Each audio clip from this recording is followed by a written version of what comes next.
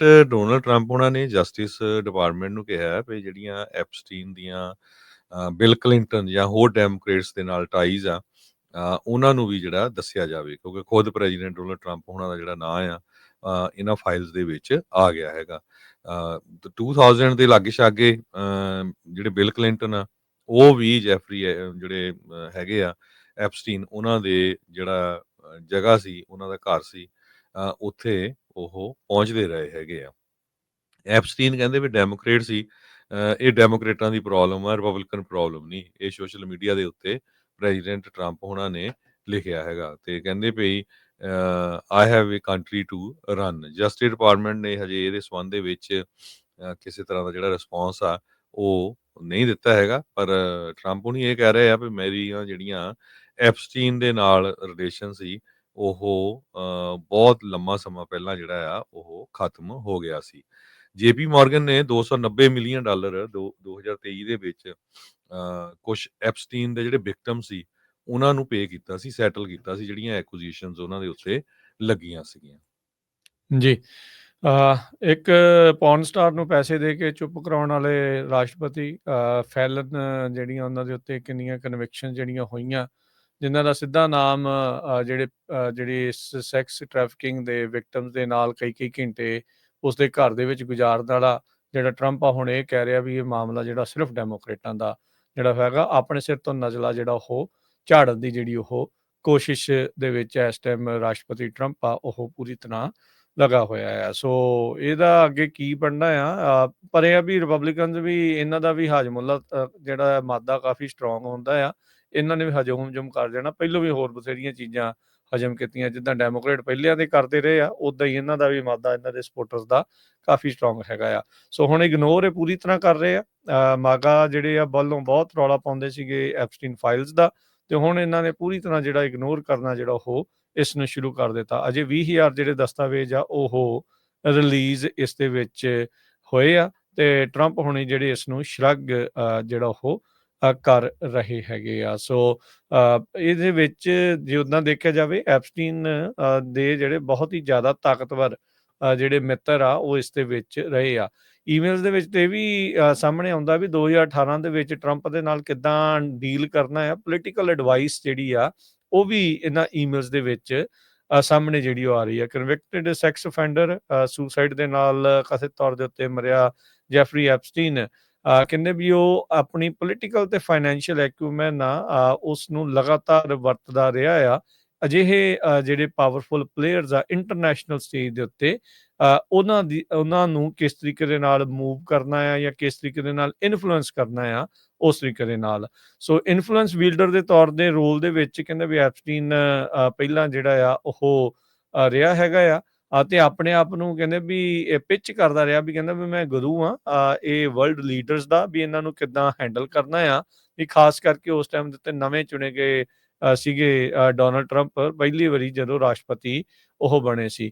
Epstein ਨੇ ਇਹਨਾਂ emails ਦੇ ਵਿੱਚ ਇਹ ਵੀ ਜਿਹੜਾ ਉਹ ਕਹਿ ਲਓ ਵੀ ਜਿਹੜਾ ਬੋਸਟ ਕੀਤਾ ਵੀ ਇਹ ਜਿਹੜਾ ਉਹ ਦਾਅਵਾ ਕਰਦਾ ਰਿਹਾ ਵੀ ਜਿਹੜੇ ਟੌਪ ਰਸ਼ੀਅਨ ਡਿਪਲੋਮੈਟ ਆ ਉਹਨਾਂ ਨੂੰ ਉਸ ਨੂੰ ਜਿਹੜਾ ਉਹਨੇ ਕੌਂਸਲ ਵੀ ਜਿਹੜਾ ਉਹ ਕੀਤਾ ਆ ਵੀ ਟਰੰਪ ਦੀ ਸਾਈਕੀ ਨੂੰ ਜਿਹੜਾ ਉਹ ਲੈ ਕੇ। ਉਸ ਤੋਂ ਕੁਝ ਮਹੀਨੇ ਬਾਅਦ ਹੀ ਜਿਹੜਾ ਐਪਸਟੀਨ ਆ ਸੈਕਸ ਟ੍ਰੈਫਿਕਿੰਗ ਚਾਰजेस ਦੇ ਵਿੱਚ ਗ੍ਰਿਫਤਾਰ ਜਿਹੜਾ ਉਹ ਹੋਇਆ ਸੀਗਾ। ਸੋ ਇਹ ਜਿਹੜੀਆਂ ਈਮੇਲ ਆ ਜੂਨ 24 2018 ਦੀ ਉਸ ਟਾਈਮ ਦੇ ਉੱਤੇ ਜਿਹੜੀ ਉਹ ਸਾਹਮਣੇ ਜਿਹੜੀ ਉਹ ਆਈ ਆ, ਜਿਹਦੇ ਵਿੱਚ ਉਹ ਕਹਿੰਦਾ ਵੀ I think you might suggest to Putin that Lavrov can get insight on talking to me. Epstein ਨੇ ਜਿਹੜੀ ਈਮੇਲ ਆ ਉਸ ਦੇ ਵਿੱਚ ਜਿਹੜੀ ਉਹ ਲਿਖੀ ਸੀ। ਲਾਵਰੋਵ ਜਿਹੜਾ ਇਸ ਟਾਈਮ ਉੱਥੇ ਦਾ ਜਿਹੜਾ ਫੋਰਨ ਮਿਨਿਸਟਰ ਆ ਜਿਹੜਾ ਰਸ਼ੀਆ ਦਾ। ਸੋ ਜੈਫਰੀ ਨੂੰ ਜਿਹੜਾ ਆ ਉਹ ਕਈ ਜਿਹੜੇ ਹੋਰ ਮਿਨਿਸਟਰ ਜਿਹੜੇ ਉਹ ਪੁੱਛਦੇ ਆ। ਮਾਲਦੀਵ ਦਾ ਜਿਹੜਾ ਪ੍ਰੈਜ਼ੀਡੈਂਟ ਮੁਹੰਮਦ ਵਹੀਦ ਹਸਨ ਉਸ ਨੂੰ ਈਮੇਲ ਕਰਕੇ ਪੁੱਛਦਾ ਵੀ ਮੈਨੂੰ ਤੇਰੀ ਐਡਵਾਈਸ ਦੀ ਜਿਹੜੀ ਉਹ ਜ਼ਰੂਰਤ ਆ। ਕਹਿੰਦਾ ਵੀ ਮੇਰਾ ਫਾਈਨੈਂਸ ਮਿਨਿਸਟਰ ਕਹਿ ਰਿਹਾ ਆ ਅਨੋਨਿਮਸ ਫੰਡਸ ਮੈਨੇਜਰ ਨੂੰ ਜਿਹੜਾ ਲੈ ਕੇ ਵੀ $4 ਬਿਲੀਅਨ ਮਾਲਦੀਵ ਦੇ ਵਿੱਚ ਜਮ੍ਹਾਂ ਜਿਹੜੇ ਉਹ ਕਰਾ ਦਿਓ, ਤੇ ਸੋ ਉਹਦੇ ਬਾਰੇ ਵੀ ਜਿਹੜਾ ਉਹ ਸਲਾਹਾਂ ਜਿਹੜਾ ਉਹ ਦੇ ਰਿਹਾ ਸੀਗਾ। ਸੋ ਐਪਸਟੀਨ ਬੜਾ ਵੱਡਾ ਸੂਤਰਧਾਰ ਇੱਕ ਹਿਸਾਬ ਦੇ ਨਾਲ ਦੁਨੀਆ ਭਰ ਦੇ ਵਿੱਚ ਬਣ ਕੇ ਜਿਹੜਾ ਉਹ ਚੱਲ ਰਿਹਾ ਸੀ, ਜਿੱਥੇ ਅਮਰੀਕਾ ਦੇ ਜਿਹੜੇ ਰਾਸ਼ਟਰਪਤੀਆਂ ਤੋਂ ਲੈ ਕੇ ਰਾਇਲ ਫੈਮਿਲੀ ਦੇ ਜਿਹੜੇ ਪ੍ਰਿੰਸ ਤੇ ਹੋਰ ਦੁਨੀਆ ਦੇ ਜਿਹੜੇ ਰਾਸ਼ਟਰਪਤੀ, ਪ੍ਰਾਈਮ ਮਿਨਿਸਟਰਸ, ਉਹ ਤੇ ਇੰਡੀਆ ਵਾਲੇ ਤਾਂ ਹਰਦੀਪ ਪੁਰੀ ਦਾ ਨਾਮ ਵੀ ਇਸ ਦੇ ਵਿੱਚ ਜਿਹੜਾ ਆਲਰੇਡੀ ਆ ਦੀਪਕ ਚੁੱਕਾ ਹੈ। ਚੋਪੜਾ ਦਾ ਜਿਹੜਾ ਇੱਕ ਬਹੁਤ ਵੱਡਾ ਆਥਰ ਹਾਂਜੀ। ਆ।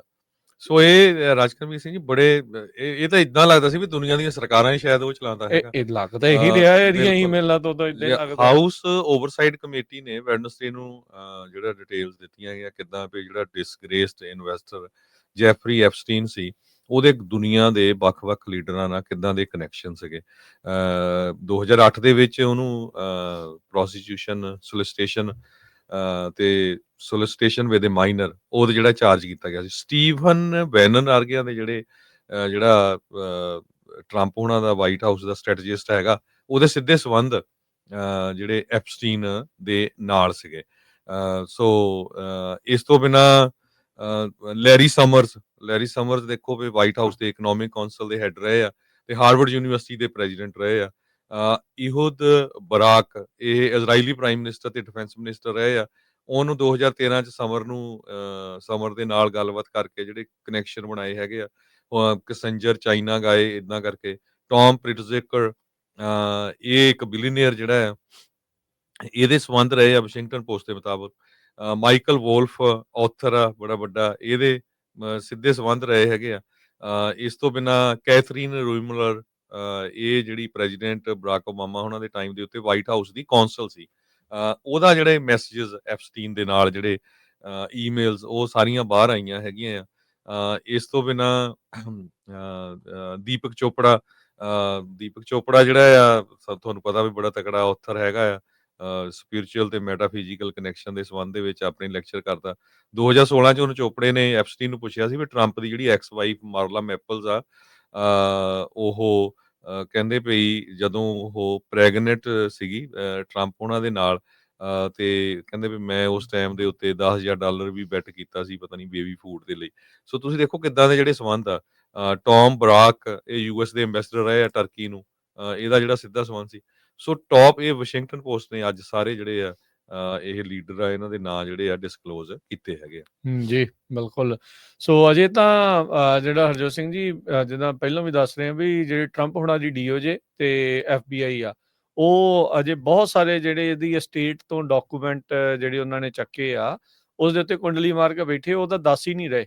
ਥੋੜੇ ਚਿਰ ਪਹਿਲਾਂ ਜਦ FBI ਦਾ ਨਵਾਂ ਬਣਿਆ ਡਾਇਰੈਕਟਰ ਕੈਸ਼ ਪਟੇਲ, ਉਹਨੂੰ ਪੁੱਛਿਆ ਗਿਆ ਸੀਗਾ ਵੀ ਐਪਸਟੀਨ ਫਾਈਲ ਦੇ ਵਿੱਚ ਟਰੰਪ ਉਹਨਾਂ ਦਾ ਨਾਮ ਕਿੰਨੀ ਵਾਰੀ ਆ, 1000 ਵਾਰੀ ਆ, ਕਹਿੰਦਾ ਨਹੀਂ 500 ਵਾਰੀ ਆ, ਨਹੀਂ 100 ਵਾਰੀ ਆ, ਨਹੀਂ।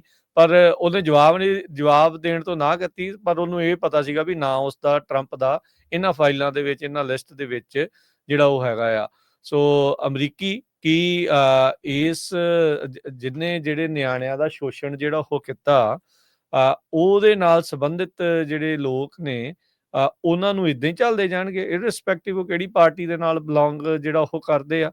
ਇੰਨਾ ਮਾਦਾ ਜਿਹੜਾ ਉਹ ਸਟਰੋਂਗ ਜਿਹੜਾ ਉਹ ਇਹਨਾਂ ਨੇ ਰੱਖ ਲਿਆ ਆ। ਤੇ ਇਹ ਇੱਕ ਬੜੀ ਅਫਸੋਸ ਵਾਲੀ ਜਿਹੜੀ ਉਹ ਗੱਲ ਹੋਵੇਗੀ। ਉੱਦਾਂ ਆਪਾਂ ਕਹਿੰਦੇ ਆ ਵੀ ਇਦਾਂ ਦੀ ਕੁਤਾਈ ਜਿਹੜੀ ਉਹ ਕਿਸੇ ਪਾਸੇ ਵੀ ਕਿਤੇ ਵੀ ਨਾ ਹੋਵੇ, ਤੇ ਲੀਡਰਸ ਤੋਂ ਵੀ ਇਹ ਅਕਸਰ ਜਿਹੜੀ ਉਮੀਦ ਰੱਖੀ ਜਿਹੜੀ ਉਹ ਜਾਣੀ ਚਾਹੀਦੀ ਆ। ਸੋ ਕੀ ਇਸ ਮਾਮਲੇ ਚੋਂ ਬਚ ਨਿਕਲ ਗਏ ਟਰੰਪ ਹੁਣੀ, ਜਾਂ ਉਹਨਾਂ ਦੀ ਪਾਰਟੀ ਉਹਨਾਂ ਦਾ ਸਾਥ ਦੇਵੇਗੀ ਵੀ ਐਡੇ ਪੈਡੋਫਾਈਲ ਦਾ ਜਿਹੜਾ ਉਹ ਸਾਥ ਦੇਣ ਵਾਲੇ, ਉਹਨਾਂ ਦੇ ਨਾਲ ਗੂੜੇ ਸੰਬੰਧ ਰੱਖਣ ਵਾਲੇ ਜਿਹੜੇ ਰਾਸ਼ਟਰਪਤੀ ਉਹ ਬਚ ਨਿਕਲਣਗੇ, ਜਾਂ ਉਹਦੇ ਨਾਲ ਇਕੱਲਾ ਉਹੀ ਰਾਸ਼ਟਰਪਤੀ ਹੋਈ ਨਹੀਂ। ਕਿਉਂਕਿ ਹੁਣ ਇਹ ਆ ਵੀ ਅਮਰੀਕਾ ਦੇ ਵਿੱਚ ਸਭ ਤੋਂ ਉੱਚਾ ਅਹੁਦਾ ਰਾਸ਼ਟਰਪਤੀ ਦਾ ਹੁੰਦਾ, ਇਸ ਲਈ ਉਹਨਾਂ ਦੇ ਉੱਤੇ ਜਿਹੜੀ ਗਾਜ ਆ ਉਹ ਜ਼ਿਆਦਾ ਡਿੱਗਣੀ ਆ। ਬਾਕੀ ਵੀ ਨਾਲ ਹੀ ਆ, ਬਰਾਬਰ ਦੇ ਹੀ ਆ। ਸੋ ਚਾਹੇ ਉਹ ਸਾਬਕਾ ਰਾਸ਼ਟਰਪਤੀ ਬਿਲ ਕਲਿੰਟਨ ਦਾ ਵਿੱਚ ਨਾਮ ਹੋਵੇ, ਤੇ ਚਾਹੇ ਜਿਹੜੇ ਹੋਰ ਪਾਰਟੀਆਂ ਦੇ ਬੰਦਿਆਂ ਦਾ ਜਿਹੜੇ ਇਸ ਦੇ ਵਿੱਚ ਨਾਮ ਹੋਣ, ਸਾਰਿਆਂ ਦੇ ਉੱਤੇ ਬਰਾਬਰ ਦੀ ਕਾਰਵਾਈ ਜਿਹੜੀ ਉਹ ਕਰਨੀ ਬਣਦੀ ਆ। ਸੋ ਇਹ ਇੱਕ ਡੈਮੋਕ੍ਰੇਟ ਪਾਰਟੀ ਦੇ ਤੌਰ ਦੇ ਉੱਤੇ ਇਸ ਨੂੰ ਜਿਹੜਾ ਲਾਂਭੇ ਕਰਕੇ ਰਾਸ਼ਟਰਪਤੀ ਟਰੰਪ ਲੱਗਦਾ ਨਹੀਂ ਵੀ ਇਸ ਚੋਂ ਜਿਹੜਾ ਬਚ ਲੈਣਗੇ। ਲੋਕਾਂ ਦੇ ਸਵਾਲ ਅਜੇ ਵੀ ਜਿਹੜੇ ਕਾਫੀ ਜ਼ਿਆਦਾ ਇਸ ਬਾਬਤ ਜਿਹੜੇ ਉਹ ਚੱਲ ਰਹੇ ਹੈਗੇ ਆ।